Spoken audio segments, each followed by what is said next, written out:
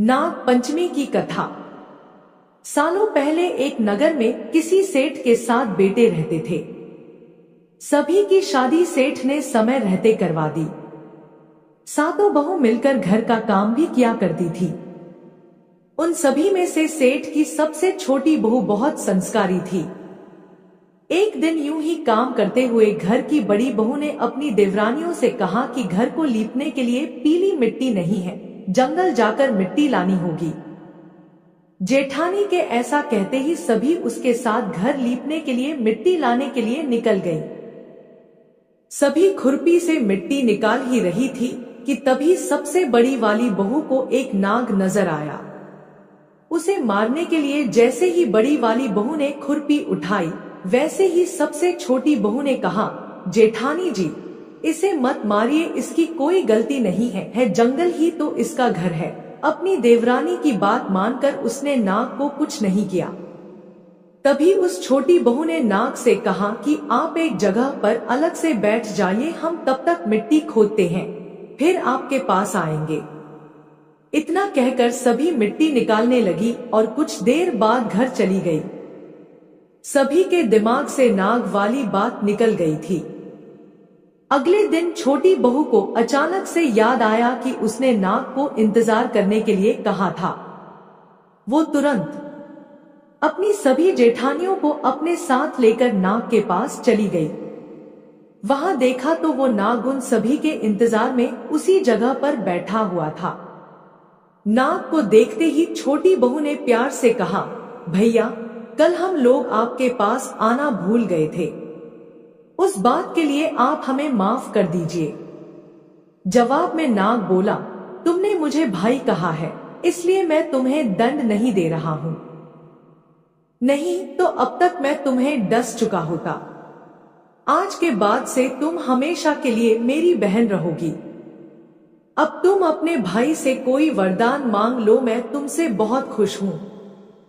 इतना सब सुनने के बाद छोटी बहू ने नाग से बोला, मेरा कोई भी सगा भाई नहीं है, इसलिए मैंने आपको भाई कहा था, अब से आप मेरे भाई हो। अब हमेशा मेरी रक्षा करना आपका फर्ज है, बस यही वरदान मुझे आपसे चाहिए। नाग ने हर कदम पर साथ देने का वादा किया और अपने रास्ते निकल गया।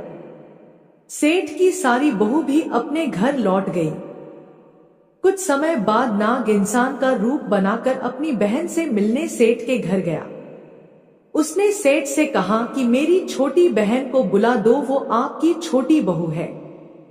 पहले तो उनके मन में विचार आया कि बहू का कोई भाई ही नहीं था, फिर ये कहां से आ गया। फिर भी उन्होंने अपनी छोटी बहू को बाहर बुलाया। नाग ने फिर साथ में बहन को अपने घर लेकर जाने की बात की। सेठ ने इसकी भी आज्ञा दे दी। तभी नाग ने अपनी बहन से पूछा, कहीं तुम मुझे भूल तो नहीं गई हो ना?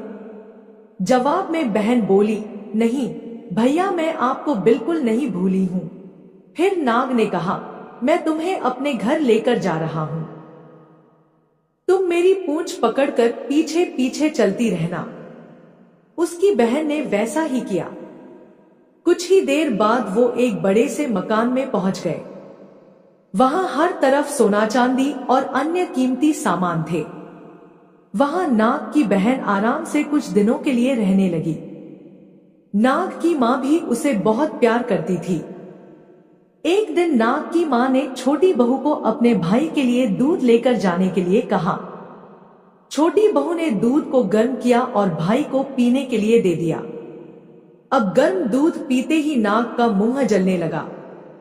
ये सब देखकर नाग की मां को बहुत गुस्सा आया। नाग ने किसी तरह से अपनी मां के गुस्से को शांत किया और बताया कि उसकी बहन को नहीं पता था कि मैं गर्म दूध नहीं पी सकता हूं। अब नाग के परिवार के साथ कुछ समय बिताने के बाद सेठ की छोटी बहू अपने घर जाने लगी। नाग ने अपनी बहन को खूब सारी दौलत और आभूषण देकर विदा किया। बहू के साथ घर में इतना सारा धन आते देख सेठ और उसकी जेठानियां हैरान हो गईं।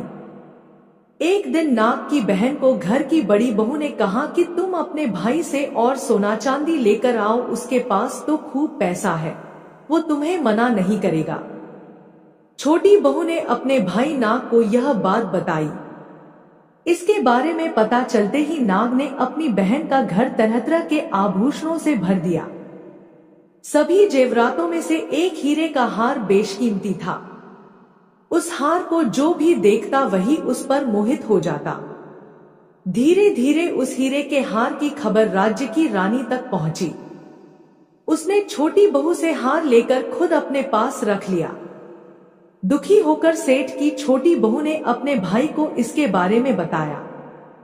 गुस्से में उसके नाग भाई ने रानी के गले के हीरे के हार को नाग बना दिया।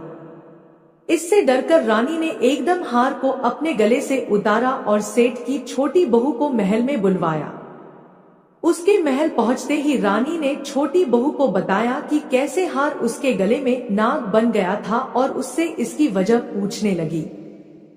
तब सेठ की छोटी बहू ने बताया कि नाग भाई ने यह हार सिर्फ मुझे पहनने के लिए दिया है। इसे कोई दूसरा इंसान गले में डालेगा तो यह तुरंत सांप बन जाएगा। इस बात को सही साबित करने के लिए रानी ने सेठ की छोटी बहू को सांप बन चुके हार को पहनने के लिए कहा। छोटी बहू ने जैसे ही नाग बने हार को गले में डाला तो वो दोबारा हीरे के हार में बदल गया। महारानी ने ये सब होते हुए खुद अपनी आंखों से देखा और हैरान रह गई। अब उसे सेठ की छोटी बहू की बात पर यकीन हो गया। उसने हार छोटी बहू को अपने साथ लेकर जाने के लिए कहा। इतना सब होने के बाद रानी ने सेठ की छोटी बहू को कुछ सोने की मुद्राएं देकर महल से विदा कर किया। अब सेठ की छोटी बहू घर में सोने के सिक्के लेकर पहुंची। यह सब देखकर सेठ की बड़ी बहू को जलन होने लगी। उसने सोचा कि क्यों न ऐसा कुछ किया जाए जिससे देवरानी परेशान हो जाए। उसने अपने देवर से पूछा, आखिर तुम्हारी पत्नी को इतने आभूषण, धन, ये सब कुछ कैसे मिल रहा है? तुम्हें उस पर ध्यान देना चाहिए। यूं ही तो कोई किसी को इतना सारा धन, जेवरात और सोने के सिक्के नहीं दे देता है। पता करो कि आखिर मामला क्या है। भाभी से अपनी पत्नी के बारे में इतना सब सुनने के बाद उसके मन में अपनी पत्नी के लिए शक पैदा हो गया। उसकी हर बात को वो शक भरी निगाहों से देखने लगा। एक दिन इस बारे में उसने अपनी पत्नी से बात की। खुद के लिए अपने पति से ऐसा सब सुनने के बाद वो दुखी हो गई। उसने सीधे अपने नाग भाई से मुलाकात की और अपने पति द्वारा कही गई सारी बातों के बारे में बता दिया। अपनी दुखी बहन को देखकर नाग को भी गुस्सा आया।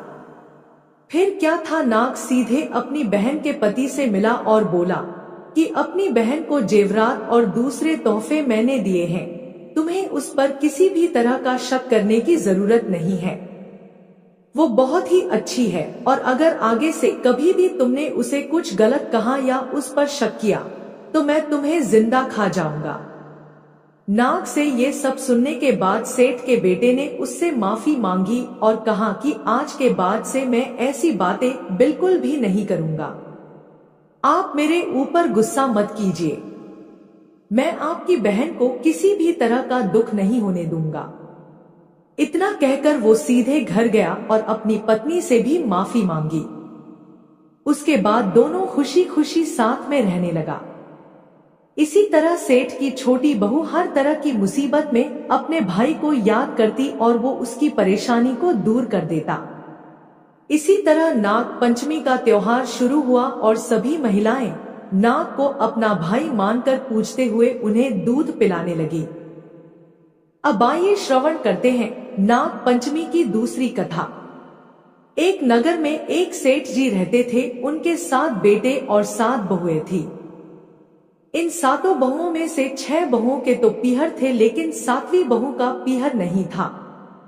जब वह गर्भवती हुई तो उसे घेवर खाने की इच्छा हो रही थी। उसके पीहर नहीं था तो उसने एक घेवर चुराकर पानी भरने गई, तब ले गई। वहां जाकर पेड़ के नीचे घेवर रख दिया और सोचा कि पानी भरकर आराम से घेवर खा लूंगी। जब वह पानी भरकर घेवर लेने गई तो वहां घेवर नहीं मिला। उस पेड़ के पास एक बांबी थी, उसमें एक नागिन रहती थी। वह नागिन भी उस समय गर्भवती थी। घेवर को देखकर नागिन की इच्छा उसे खाने की हुई और उसने घेवर खा लिया। उस नागिन ने सोचा कि यदि साहूकार की बहू मुझे गाली देगी तो मैं उसे डस लूंगी और यदि कुछ नहीं कहेगी तो इस बिना पीहर की बहू को पीहर दिखा दूंगी। साहूकार के बेटे की बहू ने कहा कि शायद कोई मेरी जैसी ही होगी जिसने यह घेवर खा लिया। ऐसा सुनकर नागिन बहुत खुश हुई और उसने अपने बेटों से कहा कि तुम इंसान का रूप बनाकर जाओ और साहूकार के बेटे की बहू को लेकर आओ। नागिन के बच्चे इंसान का रूप बनाकर साहूकार के घर चले गए। वहां जाकर उन्होंने कहा कि हम हमारी बहन को लेने के लिए आए हैं। तब सास ने कहा कि पहले तो कभी नहीं आए, इतने दिन कहाँ थे? तब उन्होंने कहा कि जब हमारी बहन का जन्म हुआ तब हम नानी के घर थे और शादी हुई तब हम परदेश कमाने के लिए गए हुए थे। उन लड़कों ने बहुत सारे कपड़े, गहने और मिठाइयां बहन के सास और जेठानियों के लिए ले गए थे। सास अत्यंत प्रसन्न थी और जेठानियां उसे देखकर जल भुन रही थी। सास ने बहू को उनके साथ में भेज दिया।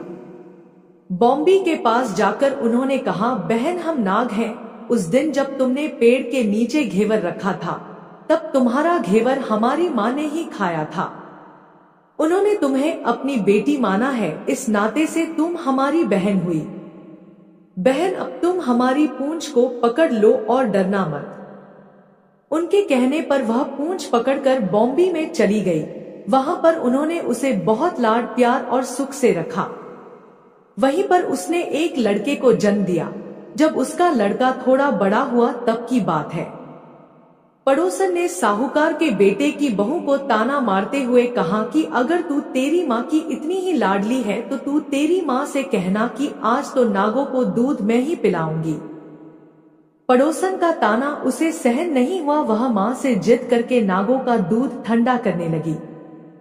अभी तक दूध ठंडा नहीं हुआ था, उससे पहले ही उसके बेटे ने घंटी बजा दी।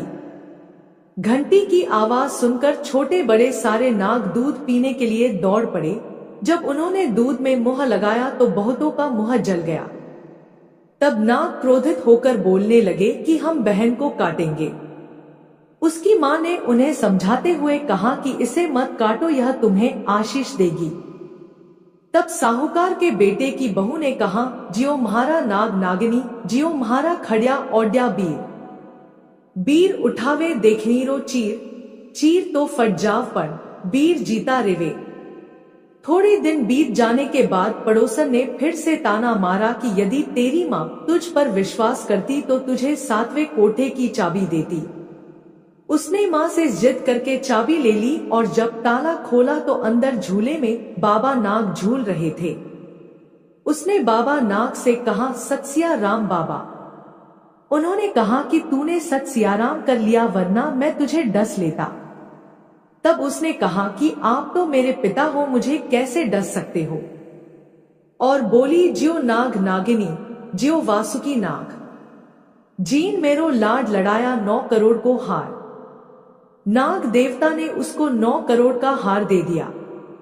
माँ ने अपने बेटों से कहा, साहूकार की बहू तो अब बड़े घरों में हाथ डालने लगी है, उसे ससुराल पहुंचा दो। नागों ने साहूकार के बेटे की बहू को बहुत से गहने कपड़े दिए और ससुराल पहुंचा दिया। कुछ दिनों बाद की बात है, उसका बच्चा झाड़ू तोड़ रहा था। ताई ने कहा, झाड़ू मत तोड़, इतना तोड़ने का शौक है तो तेरे नाना मामा के यहाँ से लाया होता। सांपों ने सुन लिया। माँ से जाकर कहा। माँ ने कहा, 2 झाड़ू सोने की बनवाओ, 2 चांदी की बनवाओ और दे आओ। ताइया देखकर जल गई। कहने लगी, इसके तो ताने मारने से धन बढ़ता है। कुछ दिनों के बाद की बात है, बच्चा गेहूं बिखेर रहा था।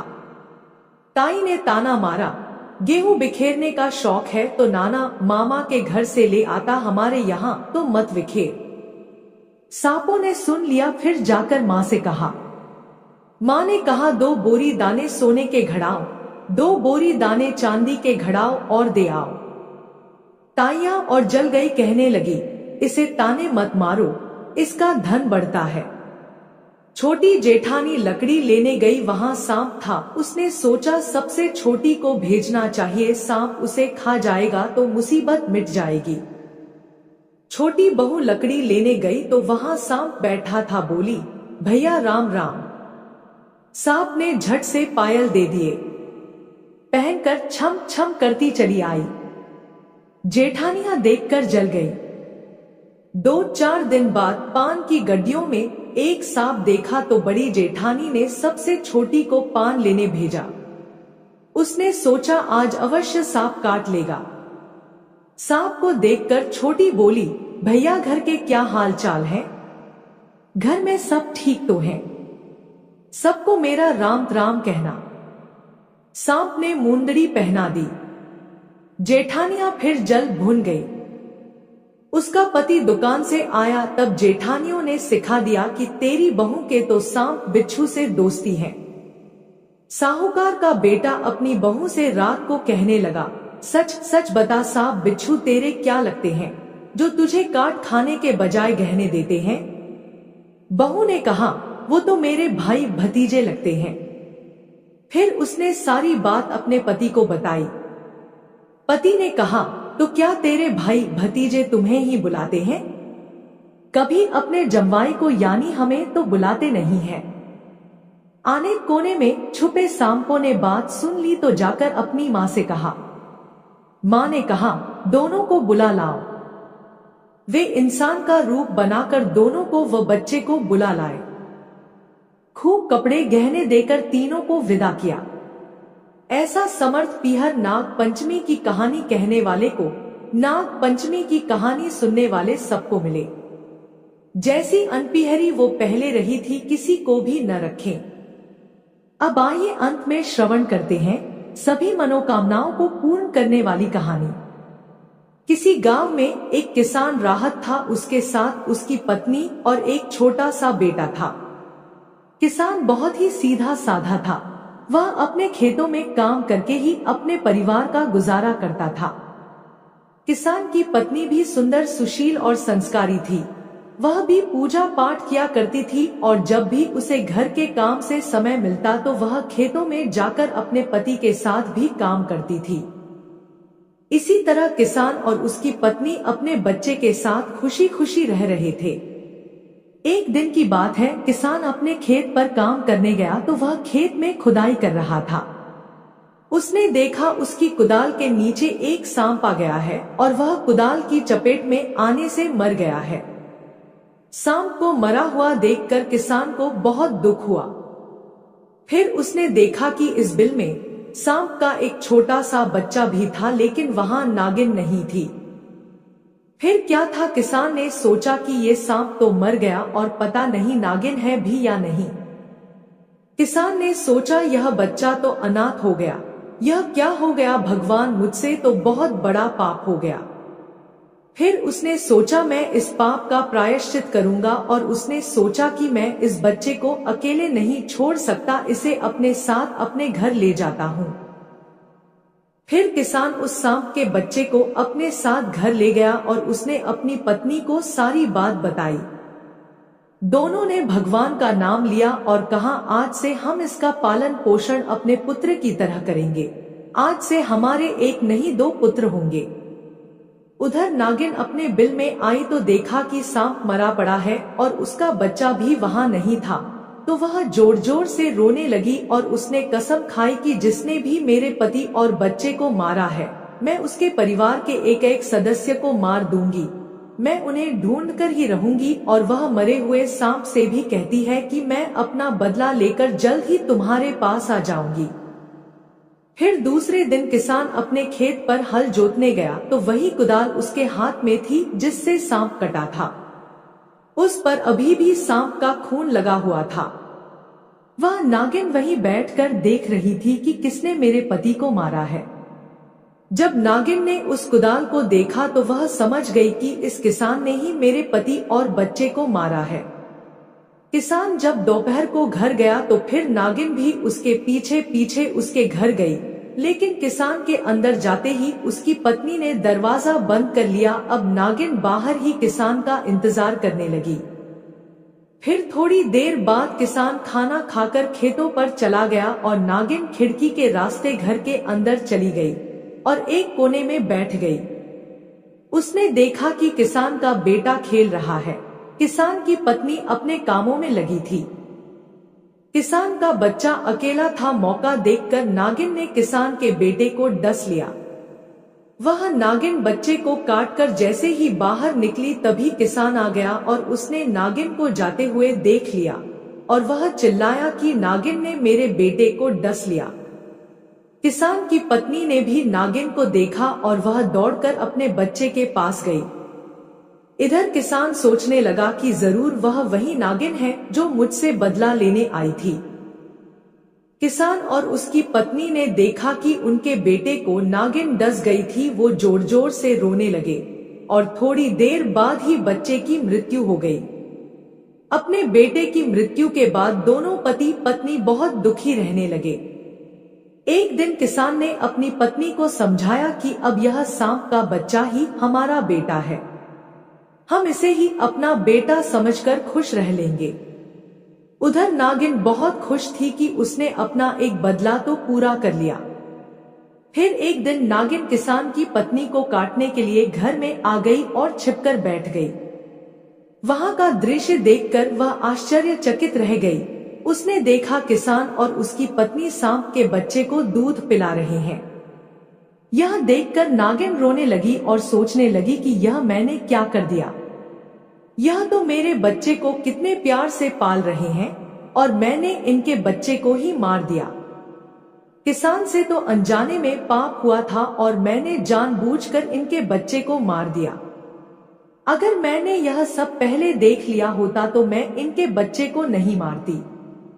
नागिन को बहुत पश्चाताप हो रहा था। फिर उसने अपने आप को संभाल लिया और सोचने लगी कि इन्होंने अपना बच्चा खोया है तो मैंने भी तो अपना पति खोया है। और वो नागिन वहां से चली गई। एक दिन नागिन ने सोचा कि देखती हूँ कि किसान और उसकी पत्नी मेरे बच्चे को अपने बेटे की तरह पालते हैं या नहीं।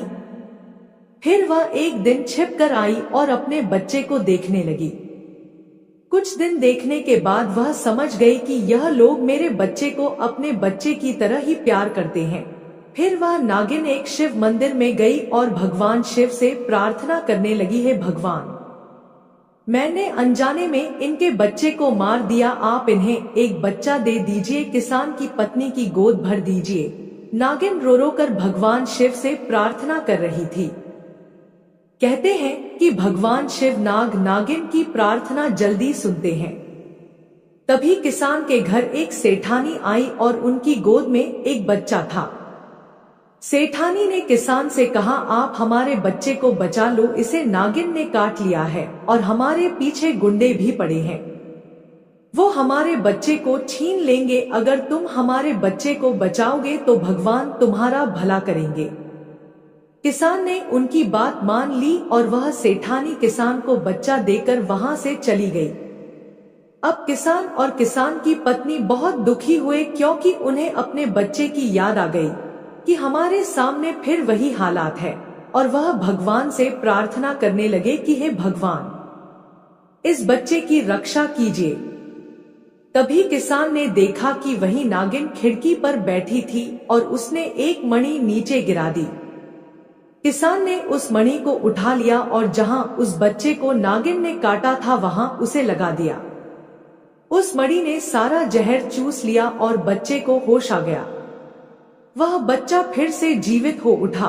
दोनों पति पत्नी बच्चे को देखकर बहुत खुश हो गए, लेकिन साथ में सोच रहे थे कि सेठ जेठानी आएंगे तो वो अपने बच्चे को ले जाएंगे।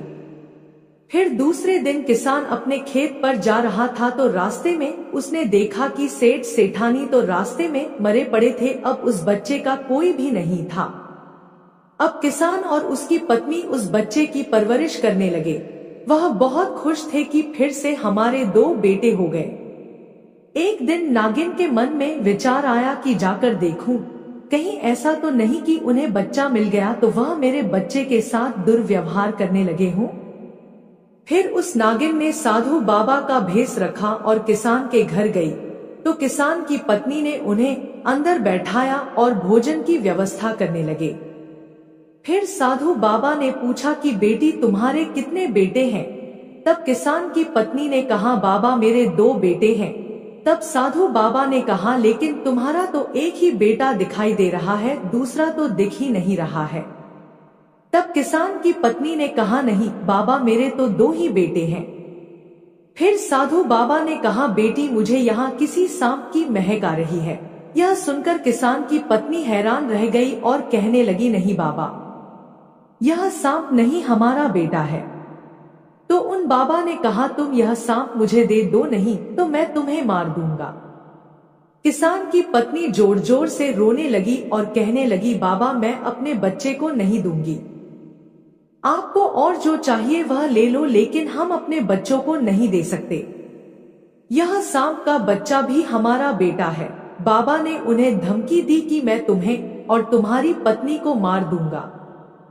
तब किसान ने कहा बाबा आप मेरी जान ले लीजिए, लेकिन मेरी पत्नी को छोड़ दीजिए, क्योंकि मेरे बच्चे अभी बहुत छोटे हैं, उन्हें अपनी माँ की जरूर है और वही उन्हें पाल सकती है। तब साधु बाबा ने कहा तो जो मणि तुम्हारे पास है वह मुझे दे दो। तब किसान ने कहा ठीक है बाबा मैं उस मणि का क्या करूंगा। किसान ने वह मणि उन्हें दे दी। वह लेकर बाबा घर से बाहर निकल आए और वह नागिन अपने असली रूप में आ गई और उसने सोचा किसान और उसकी पत्नी मेरे बच्चे को बहुत प्यार करते हैं और अपने बच्चे की तरह ही पालते हैं। अब उसका भ्रम दूर हो चुका था। फिर वह अपने पति के पास गई और कहा आज मेरा वचन पूरा हो गया, अब मैं तुम्हारे पास आ रही हूँ, अब मेरे जीने का कोई मतलब नहीं है। और उस नागिन ने अपने पति के पास ही अपने प्राण त्याग दिए। फिर थोड़ी देर बाद किसान बाहर निकला तो देखा कि वह नागिन मरी पड़ी है और वह मणि भी उसके पास पड़ी है। फिर किसान सारी बात समझ गया कि यह वही नागिन है, ये हमारी परीक्षा लेने आई थी और अपने बच्चे को देखने आई थी। फिर किसान और उसकी पत्नी दोनों ने मिलकर नाग नागिन का अंतिम संस्कार कर दिया, जिससे उनकी मुक्ति हो गई। अब किसान और उसकी पत्नी अपने दोनों बच्चों के साथ सुखपूर्वक रहने लगे और नागिन की दी हुई मणि के कारण उनको किसी प्रकार की कोई कमी ना रही। जय हो भगवान शिव की, जय हो नाग देवता की।